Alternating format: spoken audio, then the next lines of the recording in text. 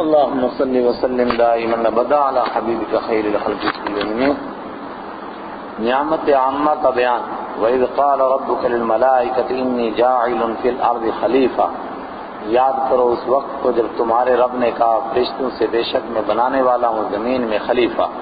خلیفہ کے معنی عرض کر دیے، جو اللہ کے احکام کا نفاذ کرے، جو اللہ کی مرضیات کو دنیا کے اندر نافذ کرے، خود بھی اللہ کی مان کر چلے اور دوسروں کو بھی اس پر چلنے کا سلیقہ بتائے، اس کے لیے محنت کرے. قالوا أتجعل فيها من يفسد فيها. فرشتوں نے اس کے جواب میں کہا کہ آپ پیدا کرنا چاہتے ہیں زمین میں اس کو جو فساد پیدا کرے گا زمین میں، وَيَسْفِكُ الدِّمَاءَ، اور خون بہائے گا زمین کے اندر. فرشتوں کو یہ کیسے پتا چلا؟ جواب دیا کہ یا تو انہوں نے دنیا کے ریکارڈ کو دیکھ لیا تھا جو ازل میں تیار ہو چکا تھا، یا انہوں نے انسان کی مادہ پر غور کیا تھا، یا انہوں نے خود خلیفہ کے اوپر غور کیا تھا کہ جب وہ دنیا میں انصاف کو نافذ کرے گا تو لازم ہے کہ وہاں پر ظلم بھی ہوتا ہو، عدل کو قائم کرے گا، لازم ہے کہ وہاں ناانصافی بھی ہوتی ہو، شرک کو مٹائے گا، ایمان کو قائم کرے گا. ظاہر ہے کہ وہاں شرک ہوگا تبھی ہے تو ایمان پہچانا جائے گا اور تبھی وہ ایمان کی ضرورت محسوس کریں گے اور ایمان پر لوگوں کو کھڑا کریں گے. ان تمام باتوں سے فرشتوں نے سمجھا کہ یہ مخلوق ایسا کرے گی. لیکن ایک سوال، پروردگار کو یہ ضرورت کیوں پیش آئی فرشتوں سے پوچھنے کی؟ کیا فرشتوں سے پروردگار پوچھ رہا تھا؟ یقینی طور پر نہیں پوچھ رہا تھا، اس لیے کہ وہ کسی سے لا مشیر لہ ولا وزیر لہ ولا ند لہ ولا ضد لہ، اس کا کوئی مشیر نہیں، اس کا کوئی وزیر نہیں، اس کا کوئی مددگار نہیں، اس کا کوئی مقابل نہیں، تو پھر پوچھ کیوں رہا تھا؟ یا تو محض اظہار کے لیے، کسی چیز کو وجود میں لانے کے لیے آدمی اس کا اظہار کرتا ہے، سامنے والے چاہے انکار کریں چاہے اقرار کریں، یا ان سے وہ بات کہلوانے کے لیے جو آگے انہوں نے کہی تاکہ یہ بات آئندہ کے لیے گواہ رہے اور وہ یہ بات کہیں، اس کا اظہار ہو، وہ بات کہلوانے کے لیے. اور ایک تیسرا معنی بیان کیا گیا انسانوں کو یہ تعلیم دینے کے لیے کہ دیکھو پروردگار کو کوئی مشیر نہیں، اس کو مشورے کی ضرورت نہیں، مگر اس کے باوجود بھی انسان کی تخلیق کے موقع پر اس نے فرشتوں کو اطلاع دی اور ان کے معافی ضمیر ان کے اندر کی بات کا اظہار کروایا. ایمان والے اس سے سبق حاصل کریں. فرشتوں کا جواب وَنَحْنُ نُسَبِّحُ بِحَمْدِكَ وَنُقَدِّسُ لَكَ، اور ہم نسبح بحمدک کافی ہیں تیری تسبیح بیان کرنے کے لیے. نحن نسبح، ہم تسبیح بیان کرتے ہیں، بحمدک تیری حمد کے ساتھ، ونقدس لک تیری تقدیس بیان کرتے ہیں، تیرا مقدس ہونا بیان کرتے ہیں. تسبیح کے معنی پاکی بیان کرتے ہیں کہ تیرے اندر کوئی عیب نہیں. بحمدک تیری تعریف بیان کرتے ہیں، یہ بیان کرتے ہیں کہ تمام صفتوں کا مالک تو ہی ہے، تو ہی صفتوں کے لائق ہے. وَنُقَدِّسُ لَكَ، اور بیان کرتے ہیں کہ تیری ذات بلند و برتر ہے. تسبیح کا معنی ہر عیب سے پاک، اور نقدس پاکیزہ ہے، بلند و برتر ہے تیری ذات. قَالَ إِنِّي أَعْلَمُ مَا لَا تَعْلَمُونَ، پروردگار نے جواب دیا بے شک میری ذات بلند و بالا ہے، مقدس بھی ہوں، تم تسبیح بھی کرتے ہو، سب کام تم کر رہے ہو، اس پر کوئی اعتراض نہیں. البتہ انسان کے پیدا کرنے کا جو مقصد ہے وہ تم پورا نہیں کر سکتے. انی اعلم ما لا تعلمون، میں وہ جانتا ہوں جو تم نہیں جانتے. ہم کہہ سکتے ہیں کہ فرشتوں کی طرف سے یہ اظہار عجز بھی تھا کہ اے باری تعالیٰ اس کائنات میں ہم جیسی مخلوق موجود ہے، اگر تو کسی مخلوق کو اس لیے پیدا کرنا چاہتا ہے کہ وہ تیری تسبیح کرے تو کیا ہمارے تسبیح کرنے میں کوئی کوتاہی ہوئی؟ اس لیے پیدا کرنا چاہتا ہے کہ تیری حمد کرے تو کیا ہمارے حمد کرنے میں کوئی کوتاہی ہوئی؟ اس لیے پیدا کرنا چاہتا ہے کہ وہ تیرے تقدس کو بیان کرے تو کیا ہمارے بیان کرنے میں کوئی کوتاہی ہوئی؟ ہم سے تو کوئی غلطی نہیں. جواب دیا کہ تم سے کوئی کوتاہی نہیں ہوئی، لیکن خلیفہ کا کام تم انجام نہیں دے سکتے ہو، وہ وہی مخلوق دے سکتی ہے جس کے اندر یہ متضاد صفتیں ہوں، الہمہا فجورہا وتقواہا، جس میں یہ تقوی کی صفت بھی ہو اور فجور کی طاقت بھی ہو، وہی یہ کام انجام دے سکتا ہے. انی اعلم ما لا تعلمون، بے شک میں وہ جانتا ہوں جو تم نہیں جانتے. اور آگے وہ بات ہے، کیا جانتا ہوں؟ کہ اس مخلوق کو وہ علم دے کر پیدا کیا جائے گا جو علم تمہارے پاس نہیں ہے. تمہارے پاس حمد کا علم ہے، تمہارے پاس تسبیح کا علم ہے، تمہارے پاس تقدیس کا علم ہے، تمہارے پاس اللہ کی عبادت کا علم ہے، لیکن جس علم کی خلافت کے لیے ضرورت ہے، خلیفہ کو ضرورت ہے، وہ علم تمہارے پاس بھی نہیں ہے. کیا علم تھا؟ وَعَلَّمَ آدَمَ الْأَسْمَاءَ كُلَّهَا ثُمَّ عَرَضَهُمْ عَلَى الْمَلَائِكَةِ، اور سکھائے پروردگار نے آدم الاسماء، آدم علیہ السلام کو الاسماء نام، كُلَّهَا سارے کے سارے. نام سے کیا مراد ہے؟ کیا سکھایا؟ تفسیری اقوال. ایک قول یہ ہے کہ انبیاء کے نام سکھوائے. تفسیر مظہری میں اس کو بیان کیا اور اہمیت کے ساتھ بیان کیا. ایک قول ہے کہ فرشتوں کے سارے نام سکھائے گئے، یہ بھی ایک قول ہے. اور ایک قول ہے کہ باری تعالیٰ کے اسماء الہ سکھائے گئے، لیکن سب سے زیادہ مشہور اور موقع کے زیادہ مناسب اور زیادہ جن حضرات نے جس قول کو قبول کیا وہ قول یہ ہے، علم آدم الاسماء کلہا، آدم علیہ السلام کو سارے نام سکھائے. اور تو مراد ہے کہ نام بول کر نام والی چیزیں مراد ہیں. کائنات میں جتنی چیزیں ہونے والی ہیں وہ تمام چیزیں سکھائیں. آدم علیہ السلام کو ایک لمحے میں سب علم دے دیا گیا کہ یہ طباعی ہے، اس کا کیا مقصد ہے، یہ کس کس کام میں آئے گی، اور اس کی خاصیات بھی سکھا دی. یہ فلاں چیز ہے، اس میں یہ خاصیت، یہ فلاں چیز ہے، اس میں یہ خاصیت، یہ فلاں چیز ہے، اس میں یہ خاصیت. اس تفسیر کے مطابق کہا جاتا ہے کہ قیامت تک انسان جتنا کچھ معلوم کرے گا یہ اسی علم کا نتیجہ ہے جو اللہ نے آدم علیہ السلام کو سکھا دیا تھا. کیونکہ جو کچھ کائنات کے اندر انسان معلوم کر رہا ہے وہ یہی ہے کہ مختلف چیزوں کی خاصیت کو معلوم کرتا ہے، اس کو دوسری چیزوں سے جوڑتا ہے تو ایک نئی چیز معلوم ہوتی ہے، ایک نئی چیز وجود میں آتی ہے. لیکن یہ خاصیت معلوم کہاں سے ہوئی انسان کو کہ اس میں یہ خاصیت، اس میں یہ خاصیت؟ یہ اس کا نتیجہ ہے کہ اللہ نے آدم علیہ السلام کو تمام چیزوں کے نام سکھائے تھے. وَعَلَّمَ آدَمَ الْأَسْمَاءَ كُلَّهَا، اور اللہ نے سکھا دیا آدم علیہ السلام کو تمام نام. ثُمَّ عَرَضَهُمْ عَلَى الْمَلَائِكَةِ، پھر پیش فرمائے فرشتوں کے سامنے. فقال، تو فرمایا انبئونی بِأَسْمَاءِ هَؤُلَاءِ إِن كُنتُمْ صَادِقِينَ. انبئونی، بتاؤ تم نے مجھ کو بِأَسْمَاءِ هَؤُلَاءِ، ان چیزوں کے نام. إِن كُنتُمْ صَادِقِينَ، اگر تم اپنے دعوے میں سچے ہو. دعویٰ کیا تھا؟ کہ ہم تیری تسبیح کر رہے ہیں، تقدیس کر رہے ہیں، اور اس نئی مخلوق کو پیدا کرنے کی ضرورت نہیں ہے. فرمایا ہے ضرورت. یہ اسماء اگر تم بتا دو، تمام چیزوں کے نام اور پھر ان کی خاصیات، وہ چیزوں کے نام ہی خالی نہیں بلکہ اس کے علاوہ جو احوال پیدا ہوں گے دنیا کے اندر، ظلم کیا ہے، شرک کیا ہے، کفر کیا ہے، ایمان کیا ہے، انصاف کیا ہے، عدل کیا ہے، عدل کے کیا تقاضے ہیں، تمام چیزوں کے نام اور تمام چیزوں کی خاصیات اور اس کی تفصیلات سب کی سب. اور اللہ کے لیے یہ کوئی مشکل کام نہیں ہے کہ وہ ایک ہی لمحے میں سب کچھ سکھا دے. سب کچھ سکھا دیا آدم علیہ السلام کو. فرمایا بتاؤ تم اگر تم سچے ہو. فرشتوں کا جواب، قالوا سبحانك لا علم لنا الا ما علمتنا. سبحانك، تیری ذات پاک ہے اس بات سے کہ تیرا کوئی کام بغیر حکمت کے ہو، تو نئی مخلوق پیدا کرے اور اس میں کوئی حکمت نہ ہو، اور وہ نئی مخلوق بھی وہی کام کرے جو ہم کر سکتے ہیں، ایسا نہیں ہو سکتا. سبحانک، تیری ذات پاک ہے. گرامر کے اعتبار سے آپ پڑھ چکے کہ اصل عبارت کیا ہے؟ نسبح سبحانک، ہم تسبیح بیان کرتے ہیں کہ تو بالکل پاک. لا علم لنا، ہمارے لیے کوئی علم نہیں ہے، الا ما علمتنا، مگر جتنا تو نے ہمیں سکھایا، اور تو نے ہمیں صرف عبادت کے طریقے بتائے. لا یعصون اللہ ما امرہم، وہ اللہ کی نافرمانی کر سکتے ہی نہیں.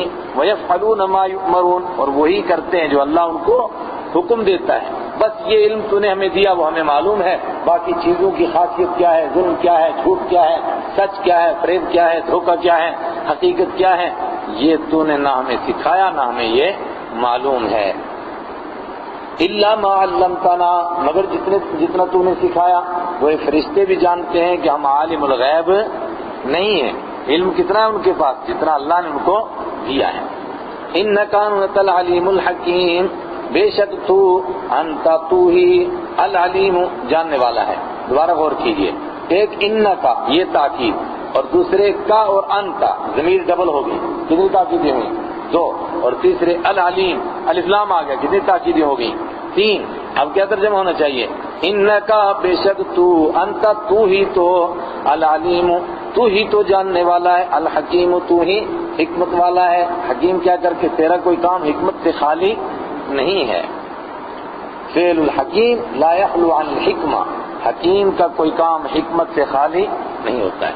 قال یا آدم انبئہم باسمائہم، فرمایا آدم علیہ السلام بتا دیجئے ان کو، باسمائہم ان کے نام، اسمائہم ان کے نام، یہی وہ ضمیر ہے کہ یہاں جمع کی ضمیر آئی ہے جو ذوی العقول کے لیے استعمال ہوتی ہے، اور اوپر ہاؤلائی آیا ہے، یہ بھی ذوی العقول کے لیے استعمال ہوتا ہے۔ اس سے ایک طبقے نے سمجھا کہ مراد ہے فرشتوں کے نام یا مراد ہے انبیاء کے نام، چونکہ ذوی العقول کے لیے استعمال ہوا۔ جواب، ایسا نہیں ہے۔ عربی کا قاعدہ یہ ہے کہ جہاں عقل والے اور بے عقل سارے اکٹھے ہو جائیں وہاں ضمیر ذوی العقول والی بھی آ جاتی ہے اور بے عقل والی بھی آتی ہے۔ اللہ تعالیٰ کہتا ہے میں نے مختلف مخلوق پیدا کی، منہم من یمشی علی رجلین، ان میں سے کچھ ہیں جو 2 پاؤں پر چلتے ہیں۔ یہ کون ہیں؟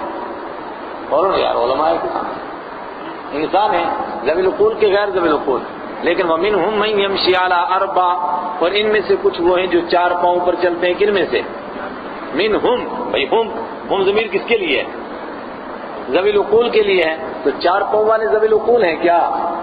نہیں ہے نا۔ ومنہم من یمشی علی بطن، اور ان میں سے کچھ وہ ہیں جو پیٹ پر چلتے ہیں، سانپ بچھو وغیرہ۔ یہاں پر بھی ہے منہم، ہم ضمیر ذوی العقول کے لیے، تو کیا بچھو بھی ذوی العقول ہیں؟ نہیں۔ کیا معلوم ہوا کہ جب عقل والے اور بے عقل سب اکٹھے ہو جاتے ہیں تو پھر ذوی العقول والا لفظ بھی آ سکتا ہے اور غیر ذوی العقل والا لفظ بھی آ سکتا ہے۔ جس آدمی نے یہ ترجمہ کیا گویا وہ عربی قاعدے سے واقف نہیں تھا، عربیت کمزور تھی اس کی، سطحی طور پر فیصلہ کر دیا۔ بِأَسْمَائِهِمْ فَلَمَّا أَنبَأَهُمْ بِأَسْمَائِهِمْ، تو جب آدم علیہ السلام نے بتا دیے ان کے نام، انبأهم ان کو بتائے، بِأَسْمَائِهِمْ ان کے نام، تمام چیزوں کے نام بتائے، چیزوں کی خاصیات بتائی، یعنی اسم بول کر مسمى مراد تھا، تمام مسمیات بتا دیے۔ فرشتے حیران پریشان، ابھی یہ مخلوق پیدا ہوئی اور اٹھا اور سب کچھ بیان کرتا جا رہا ہے۔ ہماری تفسیروں میں ملتا ہے کہ کیا بیان کیا آدم علیہ السلام نے؟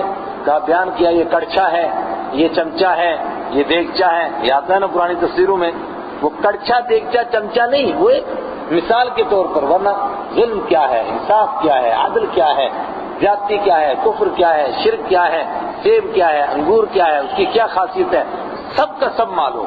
اور اب قیامت تک جتنی خاصیات معلوم کریں گے وہ اسی کا نتیجہ اور اسی کا اثر ہے، سب کا سب بیان کر دیا۔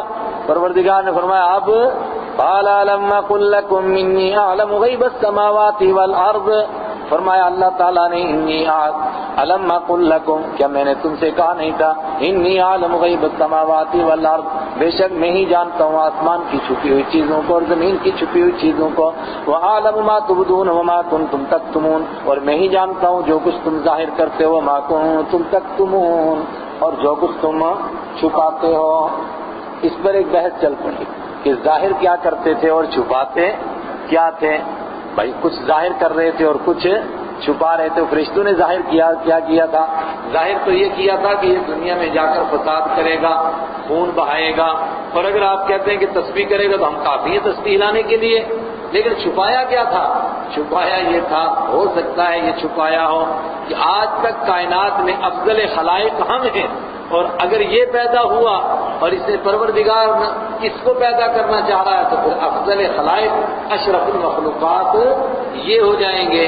ایک تفسیر اور بھی لوگوں کے اقوال، انی اعلم واعلم ما تبدون وما کنتم تکتمون وَإِذْ قُلْنَا لِلْمَلَائِكَةِ اسْجُدُوا لِآدَمَ فَسَجَدُوا إِلَّا إِبْلِيسَ، ہار مان گئے، علم کے آگے ہار مانی، عبادت کے آگے ہار نہیں مانی ہے. علم بڑی نعمت ہے. علم ایمان والے کے انسان کے پاس علم تھا، جب ہار مان گئے تو پروردگار نے فرمایا آپ کو تسلیم ہو گیا کہ اشرف المخلوقات یہی ہے اس کائنات میں؟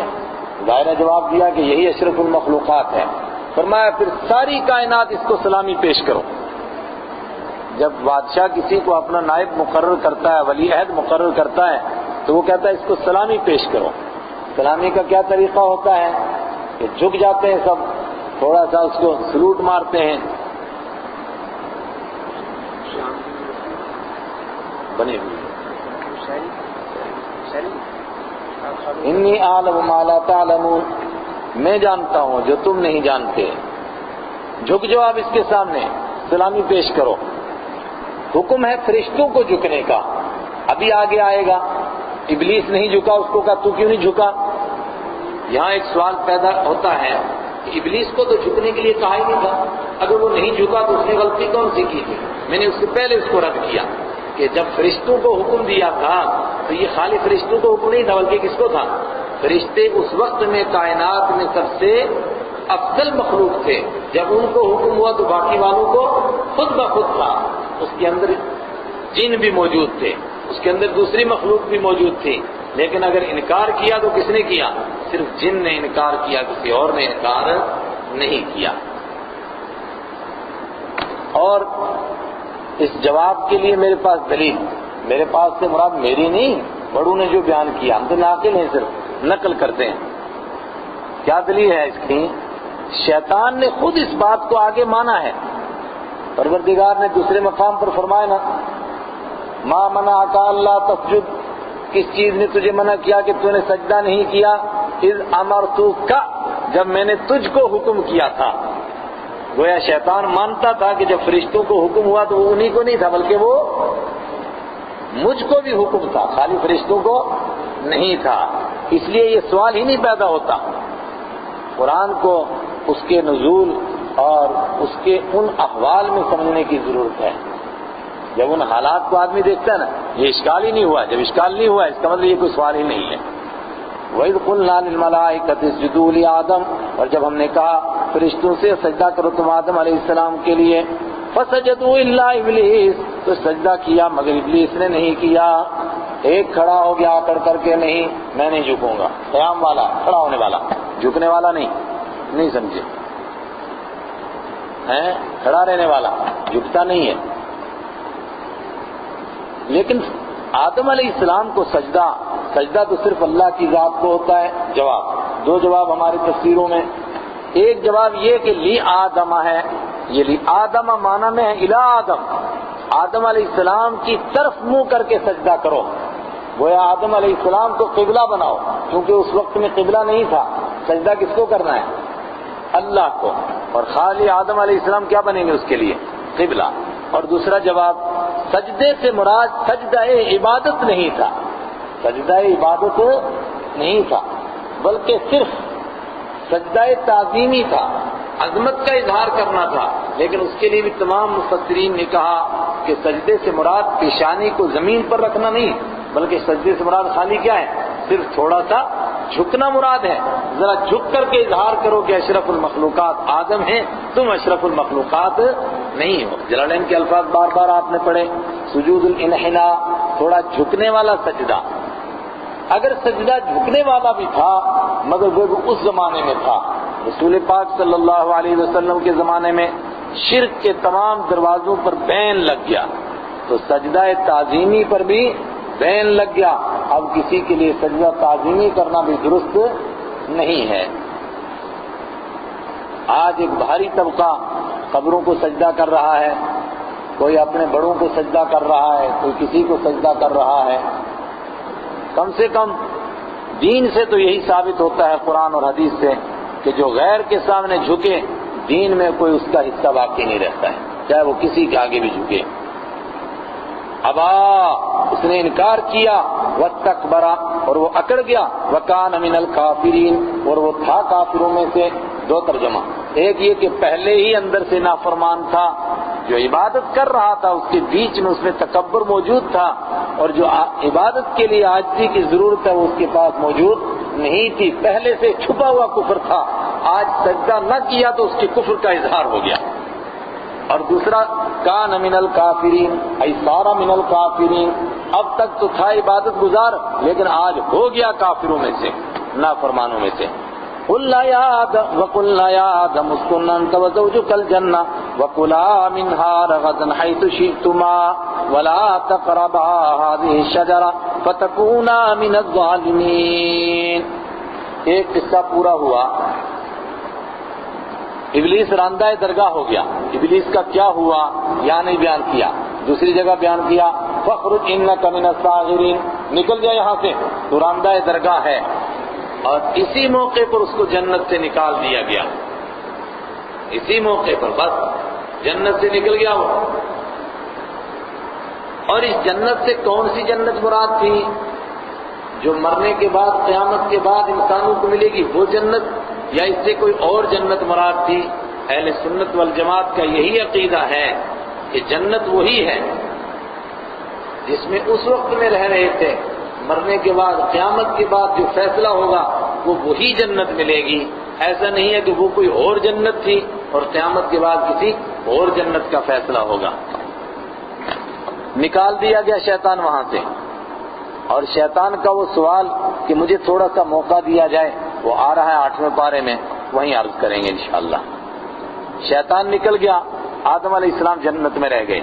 آدم علیہ السلام کو حکم قُلْنَا يَا آدَمُ، ہم نے کہا اے آدم علیہ السلام اُسْكُنْ أَنْتَ وَزَوْجُكَ، بس جائیے آپ بھی، ٹھہر جائیے آپ بھی اور آپ کی بیوی بھی، الجنت جنت میں، وَكُلَا مِنْهَا رَغَدًا، اور کھاؤ تم دونوں اس سے، رَغَدًا سیر ہو کر کے، حَيْثُ شِئْتُمَا جہاں کہیں سے تم چاہو، رَغَدًا سیر ہو کر، جتنا کھانا چاہیں اتنا کھاؤ، حَيْثُ شِئْتُمَا جہاں سے کھانا چاہو وہاں سے کھاؤ، پوری جنت تمہارے لیے ہے، کھاؤ پیو سب کچھ۔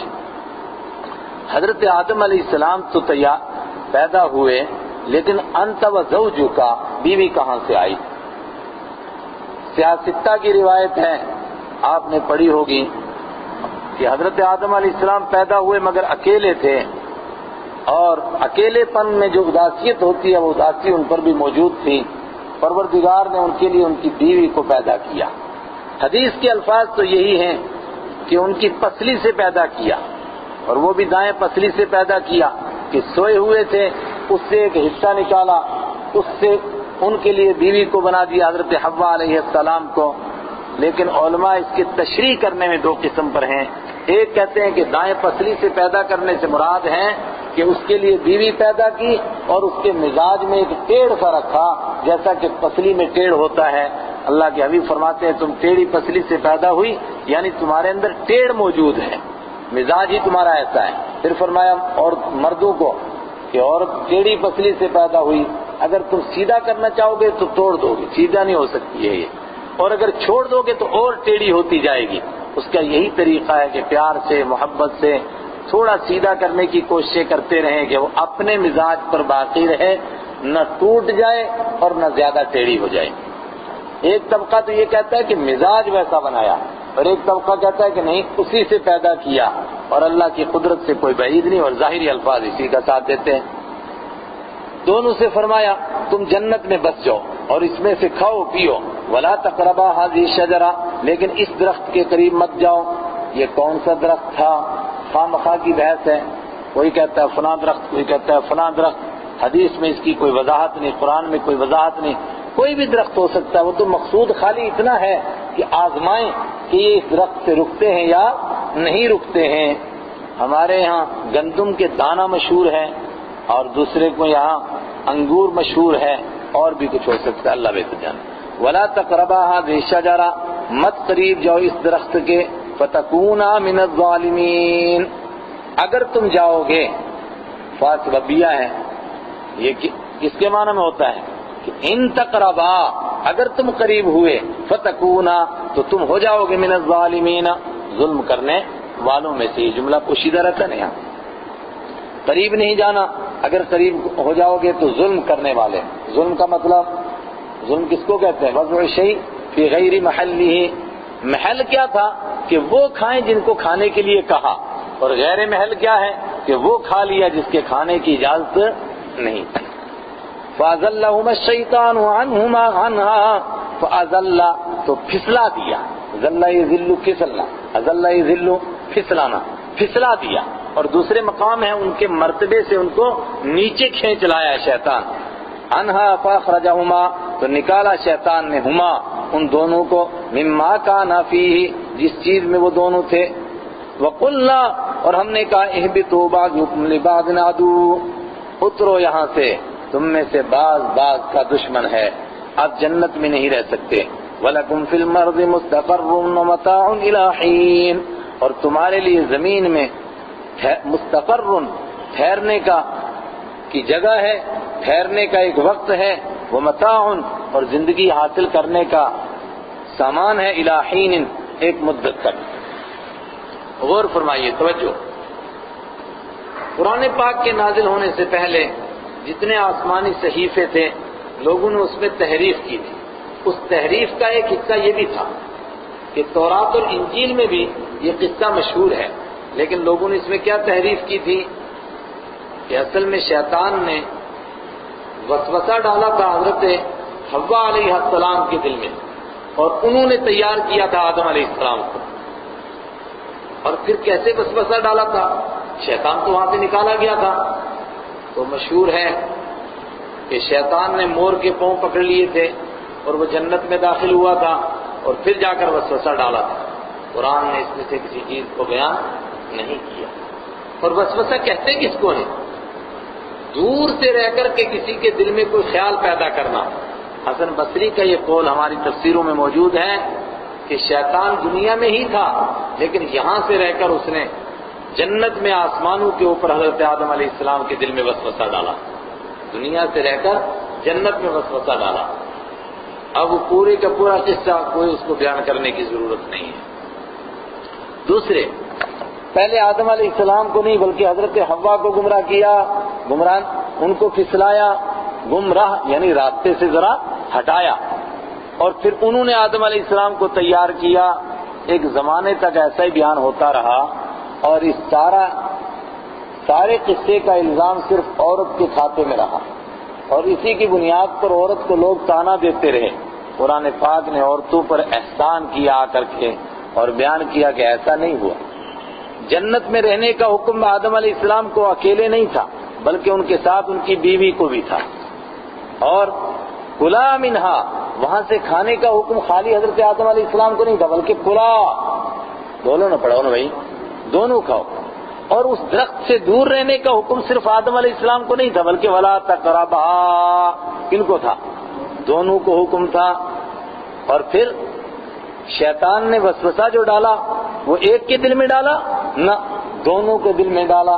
آگے آ رہا ہے فوسوس لهما الشیطان فوسوس لهما، شیطان نے دونوں کے دل میں وسوسہ ڈالا، فاکلا دونوں نے کھایا، فبدت لهما سوآتهما تو دونوں کے لیے ظاہر ہو گئی ان کے شرم کے مقامات، دونوں نے کھایا، دونوں کے دل میں وسوسہ ڈالا۔ یہاں فأزلهما شیطان نے دونوں کو پھسلایا، فأخرجهما شیطان نے دونوں کو نکالا۔ یہ کام دونوں نے مل کر کے کیا، اکیلے نے یہ کام نہیں کیا کہ پہلے حضرت حوا نے کھایا پھر انہوں نے آدم علیہ السلام کو تیار کیا۔ مگر محنت کی کمزوری یا اللہ صف بہت سارے پڑھے لکھے حضرات کو بھی دیکھا، وہ ویسا ہی یہ قصہ بیان کرتے ہیں جس طرح عیسائی اور یہودیوں کی کتابوں میں ہے۔ وہ کہتے ہیں دیکھو بھائی یہ کالے سر کا ماسٹر، اس سے بچ کر رہنا، اسی نے آدم علیہ السلام کو جنت سے نکلوایا تھا۔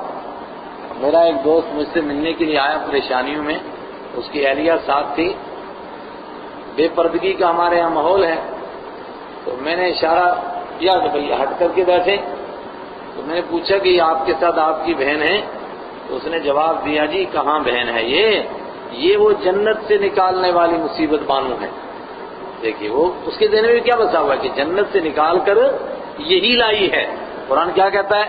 فَأَزَلَّهُمَا شیطان نے دونوں کو پھسلایا، ایک پر یہ الزام نہیں ہے۔ لیکن یہ بڑے دکھ کی بات ہے کہ میں نے بڑے مجمع میں ایک مرتبہ ایک صاحب سے سنا، وہ بھی اس قصے کو ویسے بیان کر رہے تھے، بڑے دکھ کی بات۔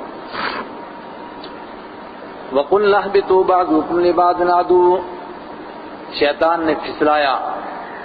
آگے کیا ہوا اس کی تفصیل تو آگے آ رہی ہے کہ اچانک دونوں کے سطر کے مقام کھل گئے اور دونوں طفیقا یخصفان علیہما من ورق الجنہ، جنت کے پتے اپنے اوپر لپیٹنے لگ گئے، پریشان دونوں، کوئی حل نظر نہیں آتا یہ کیا ہو گیا. جنت کا لباس اتر گیا اچانک کھاتے ہی. اس کی خاصیت یہی تھی کہ جنتی لباس اتر جائے. جنت کا لباس اتر گیا. اللہ تعالیٰ نے آدم علیہ السلام کو، کبھی قرآن پاک میں تقدم اور تاخر بھی ہوتا ہے، بعد کی بات پہلے اور پہلے کی بات بعد میں، مقصد کے تحت ایسا ہو جاتا ہے. آدم علیہ السلام توبہ کرنے لگے دونوں پریشان، تو پروردگار نے ان کے دل میں فوراً القاء کیا کہ کیسے توبہ کریں، کیسے مجھ سے معافی مانگیں. فَتَلَقَّى آدَمُ مِن رَبِّهِ كَلِمَاتٍ، تو حاصل کر لیا آدم علیہ السلام نے اپنے رب سے کچھ کلمات. فَتَابَ عَلَيْهِ، تو انہوں نے ان کے ذریعے سے توبہ کی، اللہ کے سامنے اظہار کیا. فَتَابَ عَلَيْهِ، تو اللہ نے ان کی توبہ کو قبول فرما لیا. تاب علیہ توبہ کرنا اور تاب علیہ توبہ کو قبول کرنا، یہ اوپر کا مضمون. اس کے بعد تھا جب توبہ قبول کر لی، کیونکہ انہ هو التواب الرحیم، اس لیے کہ وہی توبہ قبول کرنے والا، وہی بہت زیادہ رحم کرنے والا ہے. اس نے توبہ قبول کی، اس نے رحم فرمایا. اور الفاظ کیا تھے جو ان کے دل میں ڈالے گئے تھے؟ ربنا ظلمنا انفسنا وان لم تغفر لنا وترحمنا لنكونن من الخاسرین. یہ الفاظ سورہ اعراف کے اللہ نے دل میں ڈالے، انہی الفاظ سے. دیکھیے یہاں الفاظ بھی کیا ہے؟ ربنا، اے ہمارے رب. آدم علیہ السلام توبہ کر رہے ہیں خالو، بولو نا کون؟ آدم علیہ السلام بھی اور حضرت حوا بھی. ربنا ظلمنا، ہم نے ظلم کیا، انفسنا، اپنے اوپر. دونوں مسلسل چل رہے نہیں، برابر بیان کر رہے. ربنا ظلمنا، دعا مانگی، اللہ نے دعا قبول فرما لی. اس کے بعد کا حکم ہے قُلْنَا اهْبِطُوا بَعْضُكُمْ لِبَعْضٍ عَدُوٌّ، اب یہاں سے اترو. تو کیا جنت سے اس غلطی کے پاداش میں اتارا گیا تھا؟ نہیں. بعض حضرات یہ کہتے ہیں کہ جنت سے اسی طرح نکالا گیا، پھر دنیا میں روتے رہے اور کئی سالوں تک روئے اور اس کے بعد توبہ قبول ہوئی، لیکن نہیں. معتبر بات یہی ہے، سارے مقامات کو اکٹھے کر کے جب ہم دیکھیں گے تو معلوم ہوگا کہ نہ، جنت میں ہی توبہ قبول ہو گئی، سب معاملہ وہیں رفع دفع ہو گیا. البتہ ہر عمل کا رد عمل ہے، ہر ایکشن کا ری ایکشن ہے. جو کام کرتا ہے انسان اس کا کوئی نتیجہ نکلتا ہے. معافی تو ہو گئی وہاں، البتہ دانا کھانے کا یہ نتیجہ تھا کہ جنت سے نکلنا پڑے گا. چنانچہ اس لیے جنت سے اب آدم علیہ السلام کو بھی نکالا گیا اور اتارا گیا یہاں سے. لیکن شیطان کو نکالا گیا نکالنے کے لیے کہ واپس مڑ کر یہاں نہیں آئے گا، اور آدم علیہ السلام کو ان کی ذریت کے ساتھ بھیجا گیا. اس کے لیے آگے ابھی آ رہا ہے کہ یہ راستہ ہے، اگر اختیار کرو گے تو مڑ کے اپنے باپ دادا کی وراثت سنبھال لو گے، اور یہ راستہ ہے اگر اس پر چلو گے تو آج ایسے نکلو گے کہ دوبارہ کبھی یہ جنت نصیب نہیں ہوگی. قُلْنَا اهْبِطُوا بَعْضُكُمْ، اور ہم نے کہا اترو یہاں سے. بَعْضُكُمْ لِبَعْضٍ عَدُوٌّ، تم میں سے بعض کا دشمن ہے. کون اترے؟ آدم علیہ السلام بھی اور ان کی ساری ذریت بھی، جو اللہ کے ہاں منصوبہ بن گیا ہے کہ اس کو بننا ہے، جن کو ان کی پشت سے پیدا کیا اور پھر سب سے معاہدہ لیا. أَلَسْتُ بِرَبِّكُمْ قَالُوا بَلَىٰ، ساری ذریت. مگر تم آپس میں ایک دوسرے کے دشمن ہوں گے. کیوں دشمن ہوں گے؟ ایسے ہی مادے سے پیدا کیا گیا ہے، ایسا ہی ضمیر بنایا گیا ہے کہ دنیا میں جھگڑے ہوں گے، فساد ہوں گے، اور ہونے سے ہی پتہ چلے گا نیک کون ہے بد کون ہے. ایسے موقع کے اندر تمہیں بتایا جائے گا کہ ان چیزوں سے بچنا، اگر بچو گے تو جنت پھر مل جائے گی، نہیں بچو گے تو ہمیشہ کے لیے نکالے گئے. وَلَكُمْ فِي الْأَرْضِ مُسْتَقَرٌّ، اور تمہارے لیے زمین کے اندر مستقل ہے، ایک لمبے عرصے ٹھہرنا ہے، ٹھہرنے کی جگہ. وَمَتَاعٌ إِلَىٰ حِينٍ، اور زندگی کا فائدہ اٹھانا ہے ایک لمبے عرصے تک. قُلْنَا اهْبِطُوا مِنْهَا جَمِيعًا، پہلے حکم کے لیے تاکید. جی ہاں، سب کے سب یہاں سے اترو. شیطان اتر چکا ہے، انسان اب اتر رہا ہے. بَعْضُكُمْ لِبَعْضٍ، ایک تفسیر یہ بھی کی گئی کہ شیطان تمہارا دشمن ہوگا اور تم شیطان کے دشمن ہوں گے، جو اس سے دوستی لگائے گا وہ پھر اسی کے انجام سے دو چار ہوگا، نکلو یہاں سے۔ اور یہ دوبارہ حکم کس لیے کیا؟ یہ نہیں کہ وہاں سے کوئی اتر نہیں رہا تھا تو ان کو دوبارہ تاکید کی گئی، نہیں، اگلے مضمون کو اس پر مرتب کرنے کے لیے دوبارہ حکم آیا۔ فَإِمَّا يَأْتِيَنَّكُم مِّنِّي هُدًى فَمَن تَبِعَ هُدَايَ فَلَا خَوْفٌ عَلَيْهِمْ وَلَا هُمْ يَحْزَنُونَ فَإِمَّا يَأْتِيَنَّكُم، پس اگر آئے تمہارے پاس مِّنِّي هُدًى، میری طرف سے ہدایت، فَمَن تَبِعَ هُدَايَ، تو جو کوئی پیروی کرے گا، پیچھے چلے گا میری ہدایت کے، فَلَا خَوْفٌ عَلَيْهِمْ وَلَا هُمْ يَحْزَنُونَ، نہ اس پر خوف ہوگا، نہ ان پر کوئی خوف ہوگا، وَلَا هُمْ يَحْزَنُونَ، اور نہ ان پر کوئی غم ہوگا۔ یہ لفظ کئی مقام پر آئے گا، لوگ سمجھتے ہیں الا ان اولیاء اللہ لا خوف علیہم ولا هم یحزنون، بس جن کے لیے یہ لفظ استعمال ہو گئے یہ اللہ کے ولی ہیں، بس انہی کے لیے یہ انعام ہے۔ جی ہاں، ہر وہ شخص اللہ کا ولی ہے جس کے دل کے اندر سچا ایمان ہے، اور جس کے دل کے اندر بھی ایمان ہے اس کے لیے اعلان ہے لا خوف علیہم ولا هم یحزنون۔ خوف ہوتا ہے آئندہ آنے والے حالات کا، اور غم ہوتا ہے گزرے ہوئے حالات کا۔ آئندہ کوئی ایسی بات آنے والی نہیں جس سے یہ ڈریں، اور گزرے ہوئے حالات میں کچھ ایسا پیش آنے والا نہیں ہے کہ جن کا ان کو غم ہو کہ اگر ایسا کر لیتے، اگر ایسا کر لیتے۔ والذین کفروا وکذبوا بآیاتنا، اور وہ لوگ جنہوں نے کفر کیا اور جنہوں نے ہماری آیتوں کو جھٹلایا، جھٹلانے سے مراد ہماری آیتوں کو جھوٹا کہا، یہ کہا کہ آیتیں سچی نہیں ہیں۔ اولئک اصحاب النار، وہ لوگ جہنم والے ہیں، آگ والے ہیں، ہم فیہا خالدون، وہ ہمیشہ اس میں رہیں گے۔ یہ تو بڑا انعام ہوا جو سارے انسانوں پر مشترک ہوا، اور سارے انسانوں کو اس کے لیے مشترک طور پر یاد دلایا گیا کہ اس انعام کا تقاضا ہے کہ انسان اشرف المخلوقات ہے، یا اپنے مالک کے سوا کسی کے سامنے نہ جھکے اور اپنے مالک ہی کو مانے۔ آگے بیان ہونے والا ہے وہ خاص انعام جو انسانوں کے خاص طبقے پر ہوا۔